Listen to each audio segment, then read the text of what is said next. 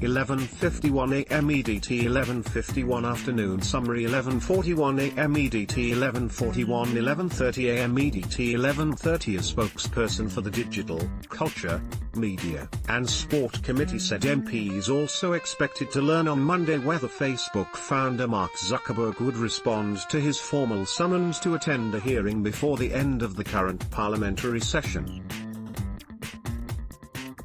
MPs have been consistently frustrated in their efforts to convince the social network boss to appear. One possibility is that he could give evidence via video link, and officials are attempting to coordinate an evidence session with his speculated appearance in front of the European Parliament.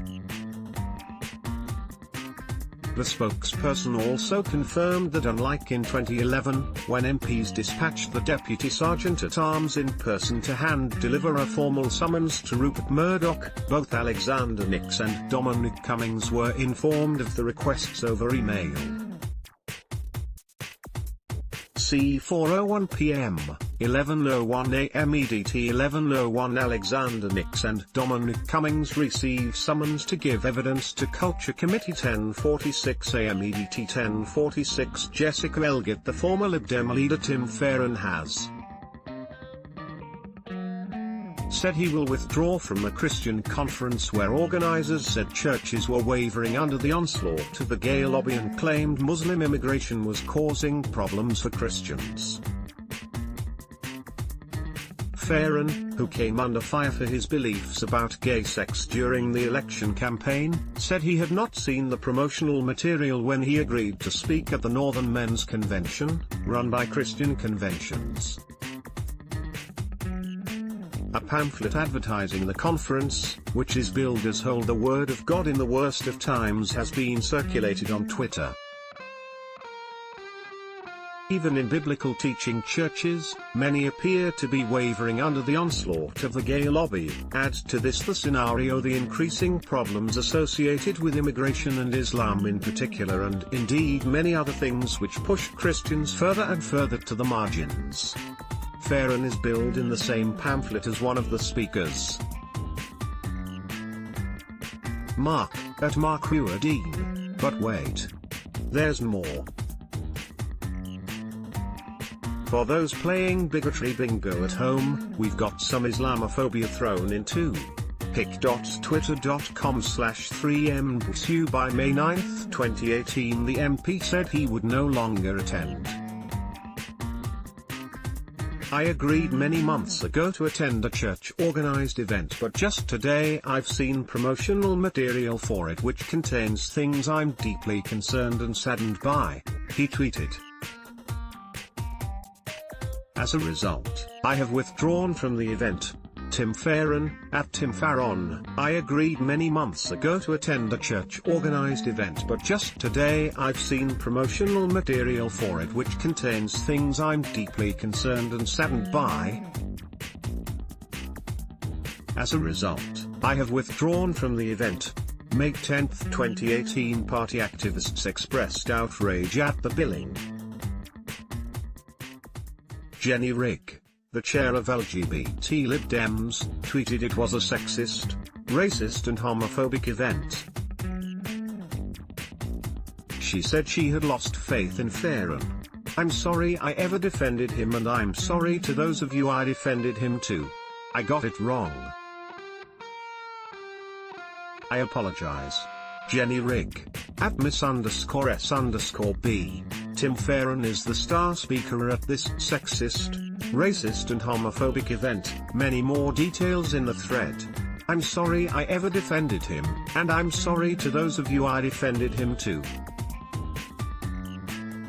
I got it wrong. I apologize.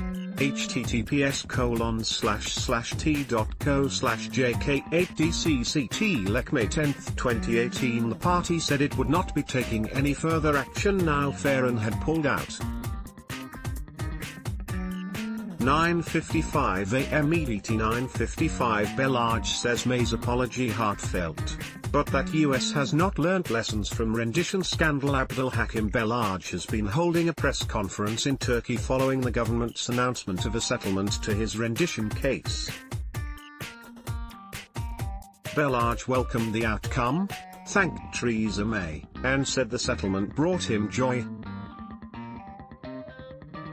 There is no doubt that our arrival at this endpoint, which I consider to be the realization of the justice that I sought, and which required great patience. We lived through these stages, a continuation of the suffering we endured in jail, including torture and bad conditions. There is no doubt that we are filled with joy, and we value this step that is a realization of justice that we all must seek, regardless of our identity, culture, religion or geography. He said he particularly appreciated the reaction from MPs. What I saw from the responses of the MPs today, it was like a balm, and I felt that there were those who saw the need for laws and guarantees to prevent this from happening again. He said he was always after just an apology, not compensation. From the very first moment, I insisted that there must be an apology. I never asked for monetary compensation because I don't want to impose on the taxpayers, and so I can put a quick end to this suffering, but what led us to the courts is the rejection of the demand for an apology. I welcome this step, the acceptance of the apology condition, and I hope this is not repeated with someone else. Asked if the apology he received was sufficient, he said that having to wait so long had made things worse, but that what mattered was the result in the end. He said, the wording of the apology was heartfelt. There was a feeling of concern, an admission of the shortcomings, an expression of unreserved apology, lessons learned, admission of failings and an expression of disappointment towards the international partners that I was handed over to. All of these sentiments that came through in the apology, I welcome them. He said President Trump's decision to nominate Gina Haspel as director of the CIA was a step in the wrong direction. Asked about her nomination, he said, I think the American administration is acting with arrogance and negativity, in particular towards the Muslim world. What does it mean for someone to be elevated and honored? Someone who oversaw a secret prison in Thailand where torture was being practiced. That is a step in the wrong direction and an expression of poor intent towards the other, and it is regrettable. Abdul Hakim Bellarge speaking at a press conference in Turkey. Photograph, Sky News updated at 10:19 a.m. EDT 9:40 a.m. EDT 9:40 QC. Son of Windrush era migrants to oversee Windrush compensation scheme. Home Office announces updated at 9:42 a.m. EDT 9:19 a.m. EDT 9:19 Libby Brooks. At First Minister's questions in the Scottish Parliament at lunchtime, the Scottish Liberal Democrat leader Willie Rennie called on Nicola Sturgeon to back a second EU referendum, noting that a number of senior SNP figures had given it their support. Sturgeon responded that it was not the SNP that is going to be a block for a second referendum, but that the Lib Dems would be better off trying to convince Labour in Westminster, though she didn't hold out much hope given their stance on the customs union. She added that the hope in holding a second referendum would be to produce a different result. She went on, but the problem in Scotland is that our Remain vote was entirely ignored. What guarantee can Willie Rennie give that our Remain vote would not be ignored entirely again? 9:12 a.m. EDT 9:12 Owen Bokot Fatima Boudkar emerged from Parliament at 1:30 p.m. to appear before the cameras triumphant, holding up a copy of the letter of apology she received from the Prime Minister. Speaking through an interpreter, she said, "The British government has apologised after 6 years."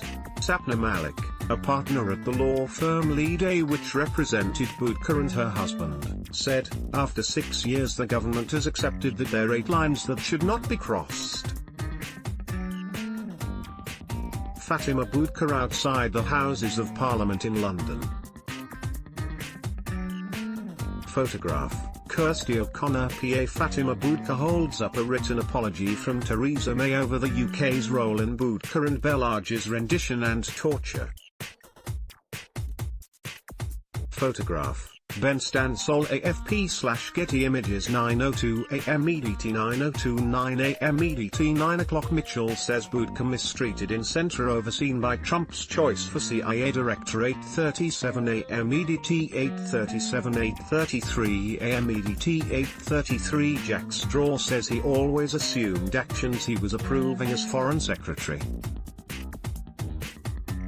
Well, awful Jack Straw, who was Foreign Secretary at the time of the rendition of Abdul Hakim Bellage and Fatima Boudkar and who was being sued by them until the claim was withdrawn, has put out a statement about today's settlement.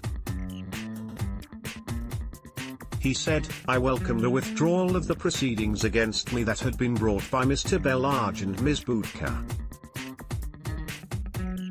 I recognize that the events they describe will have been deeply distressing for them. As Foreign Secretary, I was responsible for approving or authorizing a wide range of matters to protect our national security, including by meeting our international obligations to share information with international partners. I took these responsibilities very seriously. As I have said on many occasions, I sought to act at all times in a manner which was fully consistent with my legal duties, and with national and international law." Straw said he had limited recollection of the events, but had ascertained that on March 1, 2004, he gave oral approval for some information to be shared with international partners.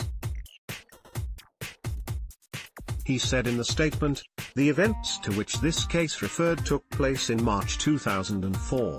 I moved from the Foreign Office in May 2006.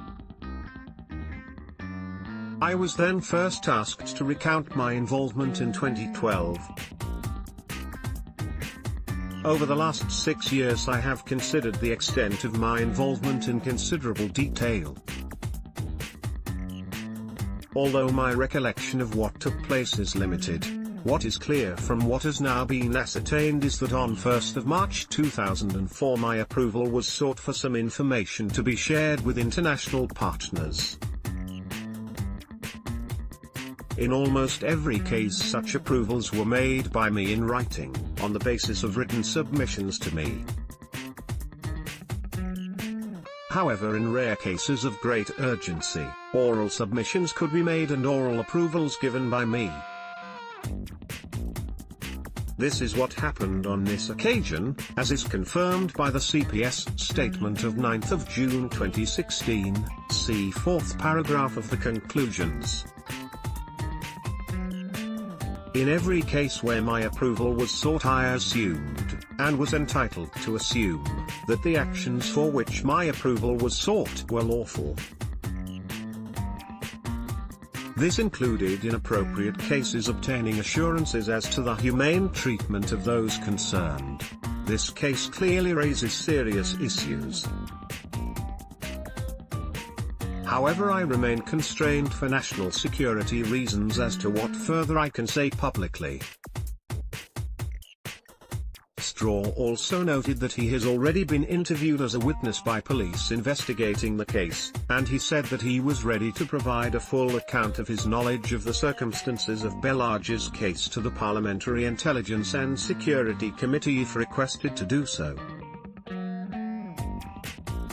Jack Straw photograph, Dominic Lipinski PA updated at 11:51 AM EDT 8:24 AM EDT 8:24. Owen Bocott. Corey Crider, the lawyer who is representing the Bellage family on behalf of the human rights organization Reprieve, said that the extent of the government's apology was unprecedented. She said, "It's broader and deeper and more sincere than apology we have seen from the war on terror. We are very gratified by it. They have said point blank that they believe the accounts given by Abdul Hakim and Fatima. We have withdrawn the judicial review challenge against the DPP's decision not to prosecute anyone for the rendition, because the apology is so comprehensive. This is the close of the matter for the UK. We said we are prepared to walk away for the apology, and that is what we have done. 8:20 AM EDT 8:28:17 AM EDT 8:17